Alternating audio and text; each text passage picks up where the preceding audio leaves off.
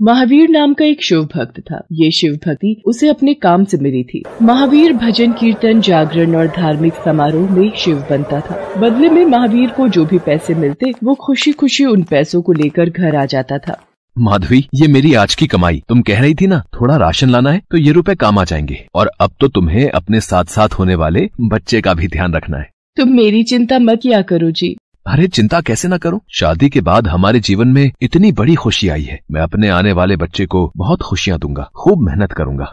ऐसे ही एक दिन महावीर एक धार्मिक समारोह में जाने के लिए तैयार हो रहा था। सुनो जी, बाहर तो बहुत तेज मूसलाधार बारिश हो रही है, आप कैसे जाओगे? माधवी, मेरा जाना बहुत जरूरी है। मैंने इस कार्यक्रम के रुपए एडवांस लिए हुए हैं और बारिश हो या सर्दी गर्मी हमें तो मेहनत करनी ही है। अगर मेहनत नहीं करूंगा तो आने वाले बच्चे का और तुम्हारा ख्याल कैसे रखूंगा? अगर मना कर दिया तो बात ठीक नहीं रहेगी। लगता है मेरा फोन बज रहा है। हेलो, हाँ भैया जी, वो मेकअप करने वाले भैया जी नहीं आए? महावीर भैया, बारिश बहुत तेज हो रही है और तुम्हारी गली में पानी भरा हुआ है, वैन अंदर नहीं आ सकती। मेकअप मैन भी मेरे साथ ही है। एक काम करो, तुम वैन में ही तैयार हो जाना, ऐसे ही छाता लेकर आ जाओ। ठीक है भैया जी, आप वहीं रुको, मैं आता हूँ। माधवी, मुझे छाता दे दो, मैं सड़क तक पैदल चला जाता हूँ। वैन गली के अंदर नहीं आ सकती, मैं रास्ते में ही तैयार हो जाऊंगा। महावीर छाता लेकर गली से बाहर जा ही रहा था कि अचानक एक दीवार महावीर के ऊपर गिर जाती है और सीधे पैर पर दीवार का मलबा गिर जाता है। आस पड़ोस के लोग जब महावीर की चीख सुनते हैं तो बाहर आते हैं। इतनी देर में महावीर का नाम सुन माधवी भी आ जाती है। इसी तरह महावीर को जल्दी से हॉस्पिटल लेकर जाते हैं। डॉक्टर, मेरे पति ठीक तो हो जाएंगे ना? उनको ज्यादा चोट तो नहीं आई है? देखिए, अभी हम कुछ नहीं कह सकते। आपके पति के सीधे पैर पर मलबे के वजन से बहुत चोट आई है, हमें देखकर ही पता चल सकता है। हे भोलेनाथ, ये सब क्या हो गया? मेरे पति को ठीक कर दो प्रभु, उन्हें कुछ ना हो। माधवी, अपने आप को संभाल, तू गर्भवती है। अगर तू ज्यादा रोएगी तो बच्चे पर असर पड़ेगा। बेटी, सब ठीक हो जाएगा। भगवान भोलेनाथ पर विश्वास रख, वो महावीर को कुछ नहीं होने देंगे। माधवी जी, हमने बहुत कोशिश की, पर आपके पति का सीधा पैर पूरी तरह से बेजान हो चुका है। उसमें कोई हरकत नहीं है। अब उन्हें बैसाखी के सहारे ही चलना होगा। मेरा पैर खराब हो गया माधवी, मैं अब अपना काम नहीं कर पाऊंगा। इन्हीं पैरों के सहारे तो मैं कमाता था, मैं अपाहिज हो गया। उदास मत होइए जी, शायद भगवान हमारी परीक्षा ले रहे हैं। आपको इस परीक्षा में उत्तीर्ण होना है। मैं आपकी हिम्मत बनूंगी, आप हिम्मत मत हारो जी।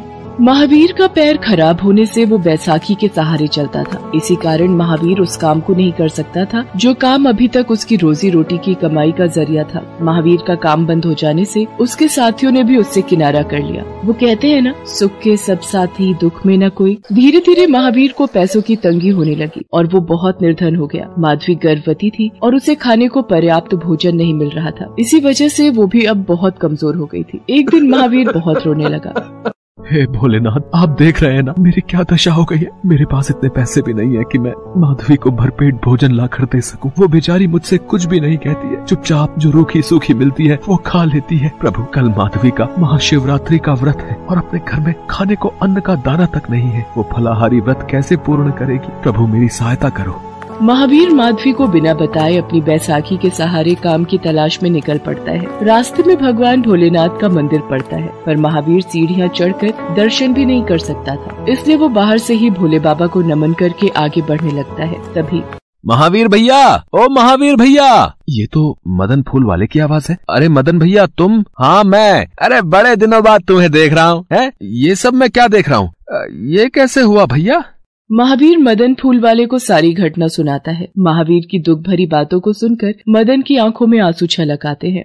एक काम करो भैया, मैं तो साइकिल पर फूलमाला हार बेचता हूँ। कल महाशिवरात्रि है, मैं तुम्हें फूल वाले से बेलपत्री फूल दिलवा देता हूँ, तो कल तुम यहीं शिव मंदिर के बाहर बैठकर बेच देना। तुम्हारी थोड़ी तो कमाई हो ही जाएगी, जिससे तुम कल शिवरात्रि व्रत का सामान भी खरीद सकोगे। मदन भैया, ये तो बहुत अच्छी बात हो जाएगी। तो मुझे फूल और बेलपत्री दिलवा दो। तुम्हारी बड़ी मेहरबानी, तुमने मेरे लिए इतना सोचा। मैंने नहीं, भगवान भोलेनाथ ने, क्योंकि इस दुनिया में जो भी कुछ होता है प्रभु की इच्छा से ही होता है। मदन फूल वाला फूलों की दुकान से महावीर को फूल और बेलपत्री दिलवा देता है और महावीर को घर तक छोड़ देता है। अगले दिन महावीर सभी फूलमाला और बेलपत्री लेकर मंदिर के बाहर बेचने के लिए बैठ जाता है। पर कहते हैं ना, कुछ लोग किसी का काम बनते नहीं देख सकते। उनके पास सब कुछ होगा पर किसी की जरूरत में मदद करना नहीं जानते। मंदिर के बाहर एक फूल वाली की दुकान थी। वो महावीर से लड़ने लगा। ओए तू यहाँ किससे पूछकर बैठा है? यहाँ पर कई सालों से मैं ही फूल की दुकान चला रहा हूँ और आज वैसे भी महाशिवरात्रि का दिन है तो अच्छी कमाई होगी और तू बीच में मेरे ही पेट पर लात मारने आ गया। भैया मुझे पैसों की बहुत जरूरत है, मुझे कुछ देर के लिए यहाँ बैठने दो। थोड़े से फूल और बेलपत्री बेचकर मैं यहाँ से चला जाऊंगा। बिल्कुल नहीं, एक नहीं सुनूंगा। तू हटता है या खुद धक्का देकर हटाऊं? पता नहीं कहाँ से नया धंधा शुरू करने आ जाते हैं और हमारा धंधा चौपट कर देते हैं।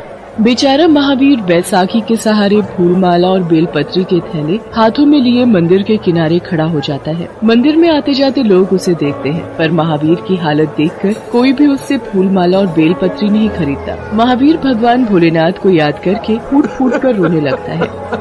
हे भोले बाबा, अब तो रात होने को आई है, सब लोग मंदिर से होकर चले गए और किसी ने भी मेरे से फूल माला और बेलपत्री नहीं खरीदी। मैं अब घर क्या लेकर जाऊंगा? माधवी सुबह से भूखी प्यासी होगी और मेरी प्रतीक्षा कर रही होगी। अरे भैया, तुम्हारे पास बेलपत्री और फूलमाला होगी क्या? सामने वाली दुकान तो लगता है बंद हो गई, अगर तुम्हारे पास मिल जाए। हाँ भैया जी, मैं अभी लाता हूँ। रुको, मैं गाड़ी से बाहर आता हूँ। महावीर को देखकर व्यक्ति चौंक जाता है। महावीर तुम? अरे पहचाना मुझे, मैं धनेश। तुम्हारे साथ बहुत से जागरण, कीर्तन और धार्मिक समारोह में काम किया है। हाँ, मैंने पहचान लिया धनेश, बहुत समय बाद मिले। अब तुम्हारी माताजी कैसी हैं? वो बिल्कुल ठीक है। उस वक्त रुपयों की सहायता करके तुमने मेरे ऊपर बहुत बड़ा उपकार किया था, पर आज तुम्हें इस हालत में देखकर मुझे बहुत दुख हो रहा है मेरे दोस्त। महावीर और धनेश काफी देर बातें करते रहे। महावीर, अब भगवान भोलेनाथ की कृपा से मेरे पास पैसों की कोई कमी नहीं है। एक वक्त था जब सबने मुंह मोड़ लिया था, तब तुमने मेरी सहायता की थी, माँ की जान बचाई थी। आज मेरी बारी है, तुम्हें किसी भी प्रकार का कोई दुख नहीं रहेगा। अब मैं आ गया हूँ। धनेश महावीर को गले से लगा लेता है और उसके पश्चात महावीर धनेश को लेकर घर पहुंचता है। माधवी भी धनेश से मिलकर बहुत खुश होती है। भोलेनाथ ने महावीर के हाथों निस्वार्थ भावना से किए गए पुण्य का फल महावीर को दे दिया था। धनेश की सहायता मिलने पर इलाज से महावीर भी ठीक हो गया। कुछ महीनों बाद माधवी एक सुंदर से बालक को जन्म देती है। धीरे धीरे भगवान शंकर की कृपा से महावीर और माधवी के सारे कष्ट दूर हो जाते हैं।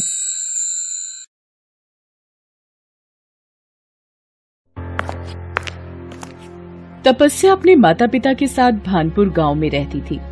तपस्या बचपन से ही भगवान शिव की भक्ति करती थी। उसका नियम था रोजाना सुबह सुबह शिव मंदिर में जाना और पूरे मंदिर की साफ सफाई करके शिवलिंग की पूजा करना। तपस्या के पिता किसान थे। एक छोटी सी जमीन पर जो थोड़ा बहुत अनाज उगता उसे बेचकर थोड़े बहुत पैसे कमा लेते थे। तपस्या 12वीं पास थी। पैसों की तंगी के कारण वो शहर पढ़ने नहीं जा सकी। गांव में ही रहकर वो बच्चों को एक आंगनबाड़ी स्कूल में पढ़ाती थी। सबसे प्यार से बोलना, बड़ों की इज्जत करना उसके स्वभाव में शामिल था। एक दिन, अरे तपस्या बिटिया, आज बड़ी सुबह सुबह मंदिर की साफ सफाई कर दी। जी पंडित जी, आज स्कूल के बच्चों की परीक्षा का दिन है, थोड़ा जल्दी स्कूल पहुंचना है तो सोचा आज तड़के ही उठ जाऊं। अच्छा पंडित जी, अब मैं चलती हूँ। खुश रह बेटिया, बड़ी प्यारी बच्ची है। भगवान भोलेनाथ की परम भक्त है ये अपनी तपस्या। तपस्या स्कूल पहुंचने के लिए जल्दी में थी। अचानक वो किसी से टकरा जाती है। अरे इतनी जल्दी में कहाँ जा रही हो तपस्या? मेरे सामने से हट जाओ गजेंद्र, वरना मैं पिताजी को बोलकर ठाकुर साहब से तुम्हारी शिकायत लगा दूंगी। अरे तू क्या शिकायत लगवाएगी? तेरी बात ठाकुर साहब मानेंगे तब ना, जाकर देख ले ये भी। गजेंद्र ठाकुर का खास नौकर था। वो तपस्या को हर समय आते जाते तंग करता था। तपस्या इन बातों से बहुत दुखी होती थी। अब उसने अपने पिता को बोल ही दिया, बापू, ये गजेंद्र की हरकतें बढ़ती जा रही हैं। जब देखो राह में रास्ता रोककर परेशान करता है। तू परेशान मत हो बेटा, मैं अभी ठाकुर के पास जाता हूँ और इस बारे में बात करता हूँ। राम प्रसाद ठाकुर भान सिंह के पास जाता है और गजेंद्र की सारी बात बताता है।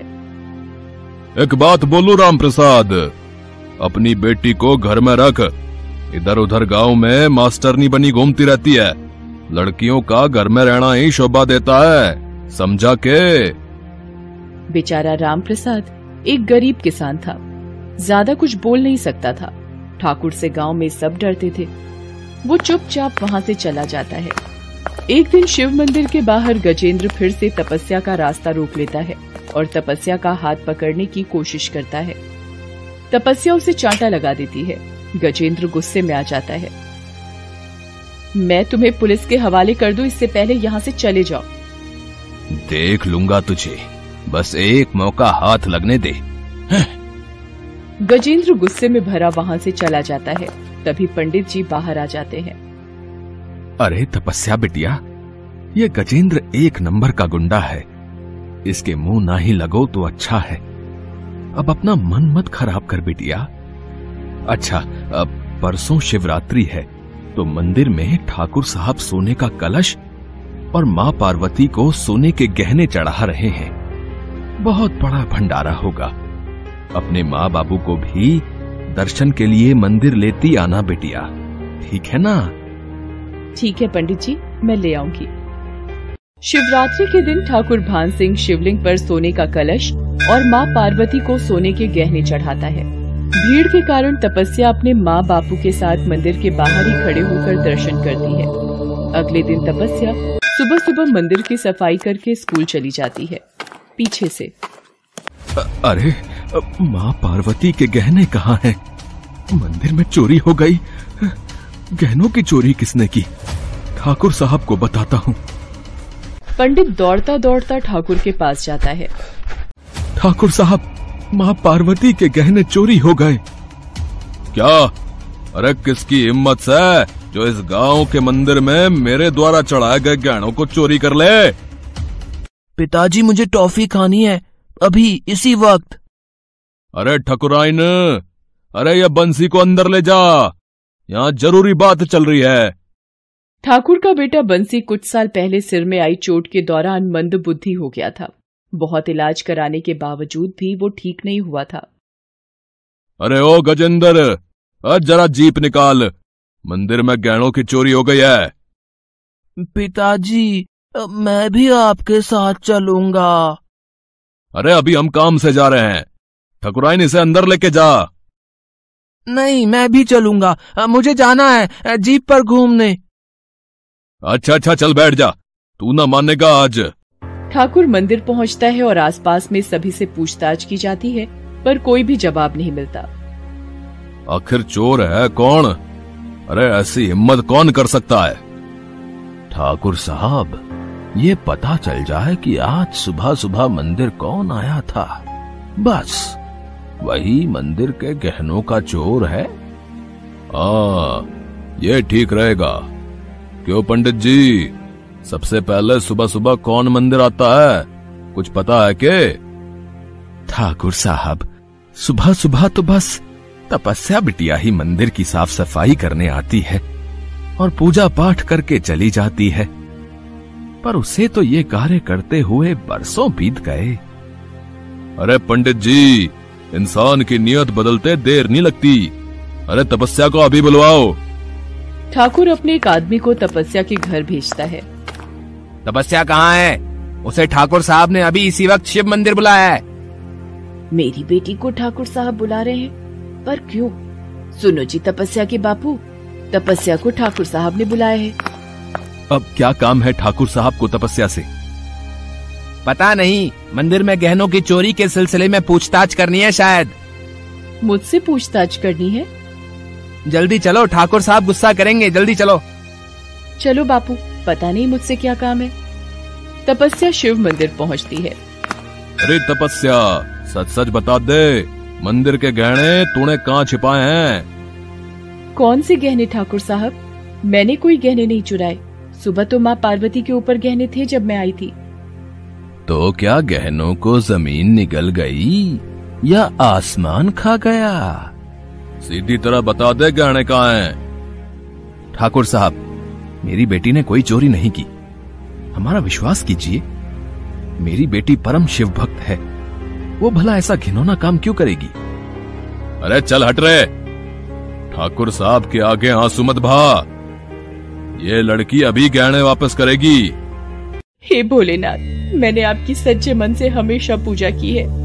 आज आपकी भक्त को चोर कहा जा रहा है, वो भी आपके ही मंदिर की चोरी। हे शिव शंकर, मेरी सहायता करो। अरे ऐसे भगवान सुनने लगे तो मैं सबसे ज्यादा ध्यान पुण्य करता हूँ, समझी के? मेरे बंसी के लिए कितने इलाज किए और कब से इस शिव मंदिर में दान कर रहा हूं। मेरी तो आज तक नहीं सुनी। मेरा इकलौता बेटा बंसी इतने सालों से ठीक नहीं हुआ। क्या तेरे शिव शंकर तेरी ज्यादा सुनते हैं के? हैं?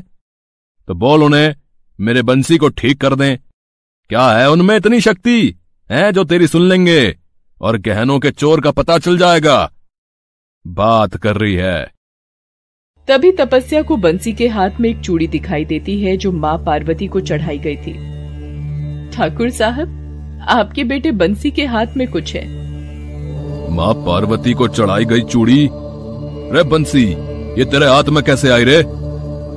वो आज सुबह गजेंद्र के हाथ से गिर गई थी, मैंने उठा ली।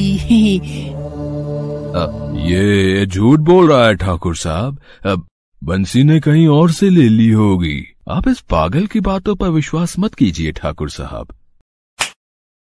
रे तूने मेरे बेटे को पागल बोला, मैं तुझे जान से मार दूंगा। मंदिर के गहनों की चोरी तूने की है। मैंने तुझे अपने घर में पनाह दी, नौकरी दी, तू मेरी ही थाली में छेद कर रहा है। बता, तूने गहने क्यों चुराए? बता। मैं इस तपस्या से अपने थप्पड़ का बदला लेना चाहता था, इसलिए मैंने मंदिर के गहनों की चोरी की। तू मेरी आंखों के सामने से इसी वक्त चला जा, वरना मुझसे बुरा कोई नहीं होगा। गजेंद्र तिलमिलाता हुआ वहां से चला जाता है। मंदिर के गहनों का असली चोर मिल गया था। तपस्या बिटिया, मैंने तेरी शिव पूजा की शक्ति देखी है मेरी बेटी। मेरे बेटे को ठीक करने के लिए भी एक बार अपने भगवान शंकर को विनती कर दे। ठाकुर साहब, एक बार बंसी से बोलिए कि शिवलिंग के आगे माथा टेके और मन से भोलेनाथ को पुकारे, देखना वो जरूर सुनेंगे। ठाकुर बंसी को शिवलिंग के आगे माथा टेकने को बोलता है और भोलेनाथ को पुकारता है। हे नीलकंठ भोले भंडारी, रे डमरू वाले, मेरी बंसी को ठीक कर दे। मेरी विनती सुन ले रे बाबा अमरनाथ। ठाकुर के साथ साथ सब लोग शिवलिंग के आगे हाथ जोड़कर खड़े थे कि तभी पिताजी, क्या हुआ? आप ध्यान मग्न हो गए? मैंने तो कब की पूजा कर भी ली। आपको पता है, आज दूसरे गांव के जमींदार आने वाले हैं। रे मेरा बच्चा, अरे तू ठीक हो गया? हे शिव शंभू, हे भोलेनाथ, अरे आपकी महिमा अपरंपार है। आज ये सब तपस्या बेटी तेरे ही कारण हो पाया है। ये सब मेरे भोलेनाथ की कृपा है। इनसे सच्चे मन से कुछ भी मांगो तो इच्छा पूरी करते हैं। तपस्या बिटिया, मैंने तुझ पर चोरी का गलत इल्जाम लगा दिया, उसके लिए मुझे माफ कर दे मेरी बेटी।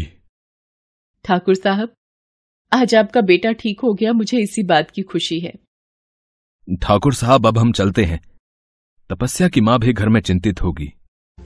रे राम प्रसाद, आज तपस्या की भक्ति के कारण मेरे बेटे को जीवन मिला है। मैं चाहता हूं तपस्या मेरे घर की बहू बने। मेरे बंसी की शादी मैं तुम्हारी बेटी तपस्या से करना चाहता हूं। ये सब सुनकर रामप्रसाद की आंखों में खुशी के आंसू आ जाते हैं। घर जाकर वो सारी बात तपस्या की माँ को बताता है और कुछ दिनों बाद शिव मंदिर में तपस्या और बंसी की शादी हो जाती है। गजेंद्र को अपने किए की सजा मिल जाती है। मंदिर के सारे गहने वापस मिल जाते हैं। तपस्या की शिव पूजा सफल हो जाती है और शादी के बाद बंसी और तपस्या खुशी खुशी रहने लगते हैं। ठाकुर भी अपने बेटे को सही सलामत देखकर खुश हो जाता है और उस दिन से ठाकुर का स्वभाव भी सब गांव वालों के लिए अच्छा हो जाता है। तपस्या के माँ बापू भी अपनी बेटी का घर बसा देखकर शिव जी को धन्यवाद देते हैं।